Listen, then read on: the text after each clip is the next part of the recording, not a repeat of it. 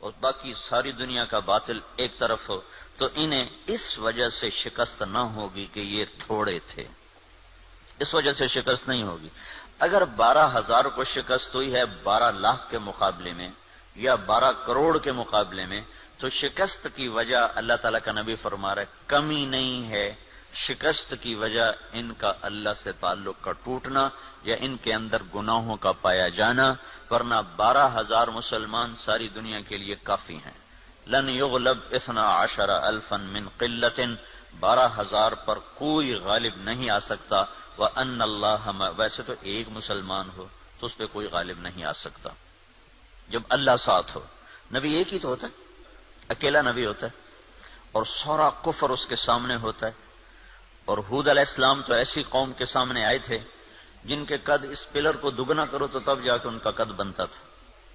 اتنے قد آور قوم تھی کہ 30 40 ہاتھ، یعنی کوئی 60 فٹ ان کا قد بنتا تھا، اور ان کے مقابلے میں اللہ نے لشکر کی وجہ ایک بھیجا، صرف ہود۔ وَإِلَىٰ عَادٍ أَخَاهُمْ هُودًا، ہم نے عاد کی طرف ہود کو بھیجا، تو سارے مل گئے لیکن ہود علیہ السلام کو ہاتھ نہیں لگا سکتے، ایک ہی کافی ہوتا ہے۔ لیکن یہ اسباب کی دنیا ہے، اسباب کی دنیا ہے، تو یہاں بطور سبب یہ معجزات کا جہان نہیں، نبیوں کا معاملہ اور ہوتا ہے اور امت کا معاملہ اور ہوتا ہے۔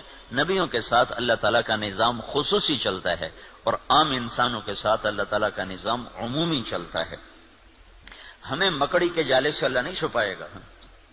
کافر پہنچ گئے اور سامنے کھڑے ہوئے ہیں، اور وہ جب آپ ہجرت کی رات نکلے 27 صفر نبوت کے 14ویں سال رات کو نکلے اور جا کر غار ثور میں چھپے، تو کھوجی پاؤں کو دیکھتے دیکھتے غار پر پہنچ گیا لوگوں کو لے کر کے یہاں پاؤں کا نشان ہے۔ لیکن اس کے پہنچنے سے پہلے اللہ نے ایک بیل اٹھائی، اس بیل میں مکڑیوں کو بھیجا، مکڑیوں نے جالا تن دیا اور ایک کبوتری نے انڈے دے دیے۔ جتنی دیر میں یہ لوگ پہنچے اتنی دیر میں یہ کام ہو چکا تھا۔ اب آگے کھوجی کہنے لگا پاؤں کا نشان یہاں تک، تو ابی بن خلف کہنے لگا یہ جالا تو محمد کی پیدائش سے بھی پہلے کا ہے، تو ہمیں کہاں لے کر آ گیا؟ اور دوسرا پھر آپ سامنے ہیں، یہ نہیں کہ کوئی چھپے میں غار ثور کو ٹیڑھا مرے، سیدھا ایسے چوڑا سا دہانا ہے اور اس کے سامنے بیٹھا ہوا آدمی نظر آتا ہے۔ یہ اللہ کا خصوصی نظام ہے، یہ عام انسانوں کے ساتھ نہیں چلتا۔ اس لیے اللہ کے نبی نے سبب کی دنیا کے لیے فرمایا کہ 12,000 اگر مسلمان ہوں تو انہیں کمی کی وجہ سے شکست نہیں ہو سکتی۔ اسکندریہ بڑا مضبوط شہر تھا مصر کا، اس کو فتح ہونے میں دیر ہو گئی اور مسلمانوں کا لشکر تھا 4,000 کا۔ تو حضرت عمرو بن عاص رضی اللہ تعالیٰ عنہ نے عمر رضی اللہ تعالیٰ عنہ کو خط لکھا کہ یہاں بہت بڑا لشکر ہے اور میں 4,000 کے ساتھ ان کا مقابلہ نہیں کر سکتا، اب میری مدد کے لیے فوج روانہ کرو۔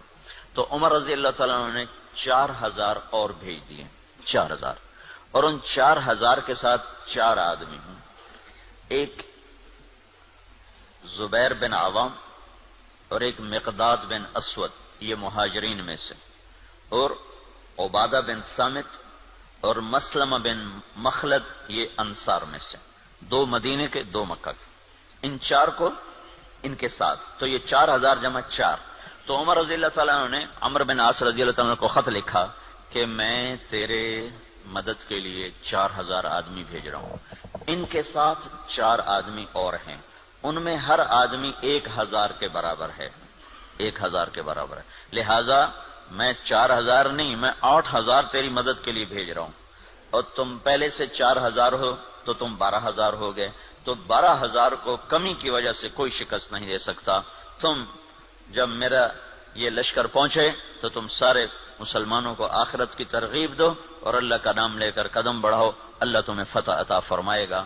دنیا جن کی فراست کا لوہا مانتی ہے کافر بھی، اور وہ اتنے بڑے شہر پہ حملہ ہو رہا ہے، اور وہ کیا تدبیر اختیار کر رہے ہیں کہ 4,000 جمع 4 آدمی بھیج کر مطمئن بیٹھے، حالانکہ وہ 40,000 بھیج سکتے تھے۔ عمر رضی اللہ عنہ اس وقت اس سطح پر تھے کہ 40,000 بھیج سکتے تھے، 4,000 جمع 4۔ چند صحابہ ایسے ہیں جن کو 1000 کے برابر مانا جاتا تھا کہ جہاں وہ ایک کھڑا ہے وہ 1000 کے برابر ہے. قعقاع بن عمر تمیمی اور مقداد بن اسود اور رافع بن عمیرہ اور طلحہ بن خویلد اور عمرو بن معدی کرب اور براء بن مالک، یہ وہ لوگ ہیں جہاں ایک کھڑا ہوتا تھا تو کہا جاتا تھا 1000 کھڑا ہوا ہے. تو یہ 4000 جمع 4 وہاں پہنچے اور 8000 کے ساتھ او بھائی رہنے دو، کس نے کہا چھوڑ. تو عمرو بن عاص رضی اللہ تعالی عنہ نے لشکر کی کمان عبادہ بن صامت کے حوالے فرما دے. عبادہ بن صامت کیسے شاہ سوار تھے؟ وہ جنگل میں نکل کے تہجد پڑھ رہے تھے، جنگل میں جنگ کے دنوں میں. تو مصریوں کی ٹولی اوپر سے نا راؤنڈ لگاتی ہوئی آ رہی تھی، 20 گھوڑ سوار، 20 آدمی 20. تو انہوں نے دیکھا کہ ایک عرب سپاہی نماز پڑھ رہا ہے تو انہوں نے ایک دم حملہ کیا. ان کی تلوار پاس تھی، انہوں نے پیچھے پلٹ کے دیکھا 20 یہ اکیلے ہیں اور وہ گھوڑ سوار یہ پیدل. انہوں نے تلوار اٹھائی اور 20 میں سے 16 کو قتل کیا، باقی 4 بھاگ گئے. جب وہ بھاگے تو پھر اللہ اکبر، پھر نماز شروع کر. تو ان کے سر پہ انہوں نے امارت کا امامہ باندھا کہ آج تو بسم اللہ کر. تو عبادہ بن صامت رضی اللہ تعالیٰ عنہ بدری صحابہ میں سے ہیں، بدری صحابہ میں سے. تو یہ جو 4 آدمی بھیجے تھے، چاروں جنگ بدر کے شریک تھے. تو 12000 نہیں تھے، 8000 جمع 4 تھے. اور اسکندریہ جو مصر کا سب سے بڑا شہر تھا اور طاقتور اس کی فوج تھی، اللہ نے 8000 کے ذریعے سے اس زیر کروا دیا کہ 12000 کو شکست ہو گئی. تو سمجھو کہ کمی کی وجہ سے نہیں، کوئی اور ہے. اب تو 1 ارب مسلمان ہیں، 1 ارب مسلمان ہیں اور ذلت چھائی ہوئی ہے. اور اس سے عجب بات یہ ہے کہ دنیا کی سب سے طاقتور چیز اس وقت تیل ہے. تیل کے ساتھ پہیہ گھومتا ہے، تیل کے ساتھ جہاز اڑتا ہے، بم گرانے کے لیے اسے تیل چاہیے. ساری دنیا کا 70% تیل اللہ نے مسلمانوں کی زمین کے نیچے رکھا ہوا ہے. دنیا میں جتنا تیل ڈھونڈا جا چکا ہے اس کا 70% اللہ تعالیٰ نے عربوں کو دے دیا ہے، مسلمانوں کو دے دیا ہے. ٹوٹل 30% ساری دنیا میں اور 70% مسلمانوں کی زمین میں. اور پھر ذلت. تو میں یہ بتا رہا تھا کہ اگر ہم پورے مسلمان ہیں تو پھر اللہ کا قانون کیا ہے؟ انتم الاعلون ان کنتم مؤمنین. تم سے اونچا کوئی جا نہیں سکتا. وَلِلَّهِ الْعِزَّةُ وَلِرَسُولِهِ وَلِلْمُؤْمِنِينَ. عزت صرف تمہیں ملے گی، کافر کو ذلت ملے گی. لَفَتَحْنَا عَلَيْهِمْ بَرَكَاتٍ مِّنَ السَّمَاءِ وَالْأَرْضِ. زمین آسمان کی برکتوں کے میں دروازے کھول دوں گا اور تمہاری زمین کا ذرہ ذرہ وہ برکت بنے گا، آسمان کا قطرہ قطرہ وہ برکت بنے گا. تم پہ دشمن چڑھے گا تو کان حقا علینا نصر المؤمنین. میرے ذمے ہے میں تمہاری مدد کروں، میں خود آؤں گا. ان تستفتحوا فقد جاءکم الفتح وَإِن تَنْتَهُوا فَهُوَ خَيْرٌ لَكُمْ وَإِن تَعُودُوا نَعُودْ. اللہ اکبر. یہ جنگ بدر کی آیات ہیں. اللہ تعالیٰ کہہ رہا ہے پتہ چل گیا نا تمہیں کہ اللہ کس کے ساتھ ہے. اور تم کہا کرتے تھے حق کو واضح کر. آج حق واضح ہوا کہ تم ذلیل ہوئے اور بے ہتھیار بے سر و سامان وہ کامیاب ہوئے. اب جاؤ اور بس کر دو تو تمہارے لیے اچھی بات ہے. اگر تم لوٹو گے تو میں لوٹوں گا. ان تعودوا نعود. اگر تم آؤ گے تو میں آؤں گا. تو اللہ کے ساتھ کون لڑے؟ جب ہرمزان تستر ایک جگہ تھی ایران کی کا ایک صوبہ تھا تستر، وہ 1 سال کے بعد فتح ہوا تھا. اس پر اتنی لمبی جنگ چلی کہ 1 سال، ایک قلعہ 1 سال لے گیا تھا. تو اس کے سردار ہرمزان پکڑا گیا، زندہ پکڑا گیا. تو عمر رضی اللہ عنہ نے فرمایا کہ اسے مدینے بھیجو. جب وہ مدینے پہنچا تو عمر رضی اللہ عنہ نے پوچھا بھائی کیا حال ہے؟ کہنے لگا کیا پوچھتے ہو؟ جب ہمارا تمہارا مقابلہ تھا تو ہم تمہیں اپنے جوتے کی نوک پہ نہیں لکھتے تھے. جب تم نے اللہ کو ہمارے سامنے کھڑا کر دیا تو اب اللہ سے کون لڑے؟ یہ ایک مجوسی ایرانی سردار کی بات تھی. جب اللہ کو سامنے کھڑا کر دیا تو اب اللہ سے کون لڑے؟ پھر وہ ایمان لایا، کلمہ پڑھا. حضرت عمر کے بڑے اچھے ساتھیوں میں وہ شمار ہوتے رہے رحمت اللہ علیہ. تو اگر پورا دین ہے تو پھر اللہ یہ قانون بتا رہا ہے. اگر ادھورا دین ہے پھر کیا ہوگا؟ پھر وہی ہوگا جو ہو رہا ہے. لیکن میں قرآن سے بھی بتاؤں گا کہ کیا ہوگا. ہوگا تو وہی جو ہم دیکھ رہے ہیں. لیکن اللہ کا قرآن بھی اس کی طرف نشاندہی کرتا ہے، بتلاتا ہے کہ اگر تم ادھورے چلو گے پورے نہیں چلو گے. دیکھو نا 33 نمبر لے کر بھی تو آدمی پاس ہوتا ہے، لیکن کوئی اس کو جاب دیتا ہے، کوئی نوکری دیتا ہے. کہا جی کون سے ڈویژن ہے؟ کہا جی 3rd ڈویژن کا. جا جتی چاہتے ہونے نکل جائے. فرسٹ ڈویژن والے کو لوگ دیکھتے ہیں کہ ہاں بھائی کتنے نمبر لیے تھے آپ نے، کتنا ایکسپیرینس ہے آپ کا. تو ہم 33 نمبر والے مسلمان ہیں، تو اللہ سے ہم مانگتے ہیں 100 نمبر والا معاملہ. تو اب اللہ تعالیٰ کا قرآن بتاتا ہے، کیا کہتا ہے؟ وَلَنُذِيقَنَّهُمْ مِنَ الْعَذَابِ الْأَدْنَى دُونَ الْعَذَابِ الْأَكْبَرِ لَعَلَّهُمْ يَرْجِعُونَ.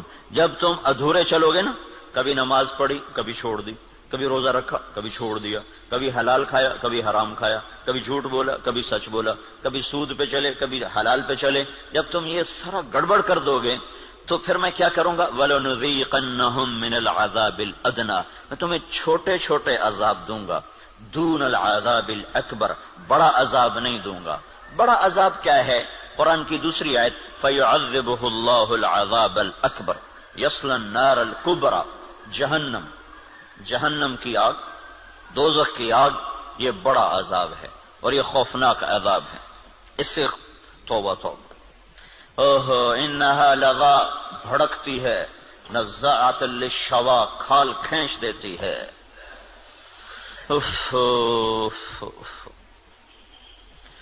اللہ تعالیٰ کہہ رہا ہے میں چاہوں گا کہ تمہیں دوزخ میں نہ ڈالوں، یہیں صاف کروں.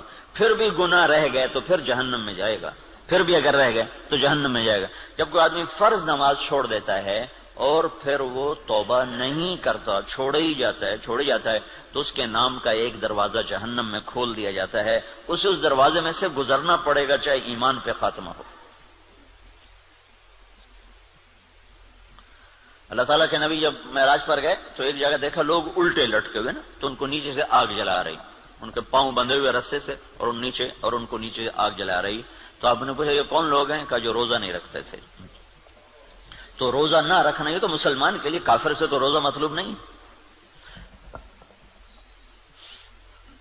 ایک جگہ آپ نے دیکھا ایک آدمی لیٹا ہوا ہے تو ایک فرشتے کا ہاتھ میں پتھر ہے بہت بڑا، اس کے سر کے اوپر مارتا ہے، اس کا سر کیما ہو جاتا ہے، پتھر دور جا گرتا ہے. وہ پتھر اٹھانے جاتا ہے، واپس آنے تک اس کا سر ٹھیک ہو جاتا ہے، وہ پھر اس کے سر پہ پتھر مارتا، وہ پھر کیما ہو جاتا ہے. تو آپ نے پوچھا یہ کون ہے؟ کہ یہ وہ جو عشاء کی نماز پڑھے بغیر سو جاتا تھا، جو عشاء پڑھے بغیر. اور لاکھوں کروڑوں مسلمان ایک نماز بھی نہیں پڑھتے، عشاء کی کیا بات ہے، ایک بھی نہیں پڑھتے. تو بڑا عذاب آگے کا ہے، بہت خوفناک ہے، بہت خوفناک ہے. آگے آپ گئے تو آپ نے دیکھا ایک آدمی کا پیٹ ہے جیسے گنبد ہوتا ہے، گنبد کی طرح بڑا پیٹ ہے. اس پیٹ کے اندر سانپ گھسے ہوئے ہیں اندر، اور اس کو اندر سے ڈس رہے ہیں. اس کی چیخ و پکار ہے. تو آپ نے کہا یہ کون ہے؟ کہا یہ سود کھانے والے. تو بڑا عذاب آگے ہے، زلزلہ، دشمن کی چڑھائی، دشمن کے ہاتھوں قتل، دریاؤں کا سوکھ جانا، بجلی کا ختم ہو جانا، محبتوں کا اٹھ جانا، برکتوں کا اٹھ جانا، آپس کی لڑائیاں، قتل و غارت، بد امنی، مہنگائی. یہ ہے وَلَنُذِيقَنَّهُمْ مِنَ الْعَذَابِ الْأَدْنَى، چھوٹے چھوٹے عذاب دوں گا، دون العذاب الاکبر، بڑا نہیں دوں گا. لعلہم یرجعون، شاید تم مسجدیں بھر دو اور تم توبہ کر لو اور تم اللہ کے سامنے جھک جاؤ اور تم اللہ کو منا لو اور اللہ کے نبی کے طریقوں پر آ جاؤ. تو ما یفعل اللہ بعذابکم ان شکرتم وآمنتم وکان اللہ شاکرا علیما. اللہ تعالیٰ فرماتا ہے تمہیں سزا دے کے مجھے کیا خوشی ہوتی، تم انسان بنو اور جو کہتا ہوں کرو، جس سے روکتا ہوں چھوڑو، تو میں تمہیں عذاب دے کے مجھے کوئی خوشی نہیں ہے، لیکن تم میرے من کے چلو، میرے بن کے. آپ 5000 تنخواہ دے کر اگلے کی کھال اتار دیتے، ذرا سا گڑبڑ کر دے تو اس کی ماں بیٹی نہیں چھوڑتے. اور اللہ تعالیٰ سر سے لے کر پاؤں تک وجود دیتا ہے. ایک سیل ساری دنیا مل کے نہیں بنا سکتی. ایک سیل میں جو جہان کام کر رہا ہے ساری دنیا عاجز ہے اس ایک سیل کا. صرف ایک سیل کا جہان سمجھنے سے دنیا کا انسان عاجز ہے. اور کئی خرب سیلز جمع ہوتے ہیں تب اللہ ایک انسان بناتا ہے. ہر سیل میں ایک کائنات ہے جس کا نظام اللہ تعالیٰ چلاتا ہے. تو اس کے بعد اس کا اتنا حق نہیں ہے کہ میری مان کے چل، میری مان. اطیع اللہ وَأَطِيعُوا الرَّسُولَ، اللہ کی مانو اور اللہ کے رسول کی مانو، اپنی مرضی پہ نہ چل۔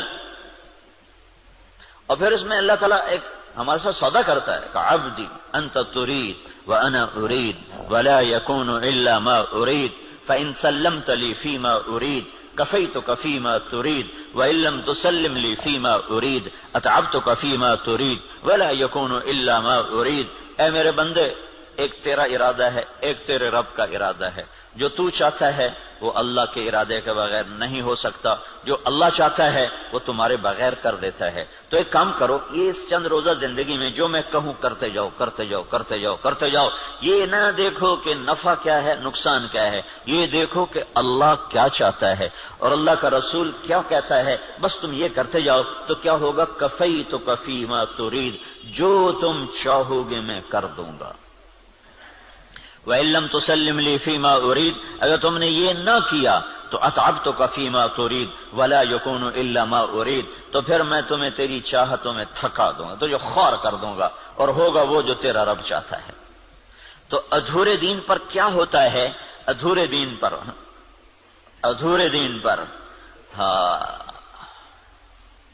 اللہ تعالیٰ یوں کہتا ہے ضرب اللہ مثلا قریة كانت آمنة مطمئنة يأتيها رزقها رغدا من كل مكان فكفرت بأنعم الله فأذاقها الله لباس الجوع والخوف بما كانوا يصنعون۔ جب تم دین پر چلتے ہو تو اللہ کہتا ہے میں خوف دور کر دیتا ہوں، ولا يبدلنهم من بعد خوفهم امنا، میں خوف دور کرتا ہوں، امن قائم کرتا ہوں، بے برکتی دور کرتا ہوں، برکتیں لے کر آتا ہوں۔ اور جب تم بگڑتے ہو تو پھر میں کیا کرتا ہوں کہ میں ساری برکتیں واپس لیتا ہوں، پھر اور کیا کرتا ہوں؟ پھر میں خوف طاری کرتا ہوں اور بھوک طاری کرتا ہوں۔ فَأَذَاقَهَا اللَّهُ لِبَاسَ الْخَوْفِ وَالْجُوعِ، جب تم میری مانتے ہو تو زمین آسمان تمہاری نوکری کرتے ہیں، اور جب تم پھر ٹکراتے ہو تو پھر کیا ہوتا ہے کہ میں برکتیں واپس لیتا ہوں اور بھوک اور خوف کا لباس پہنا دیتا ہوں۔ جئنا إلى الدنيا كي ندعو إلى الله لننشر الخير في الكون الذي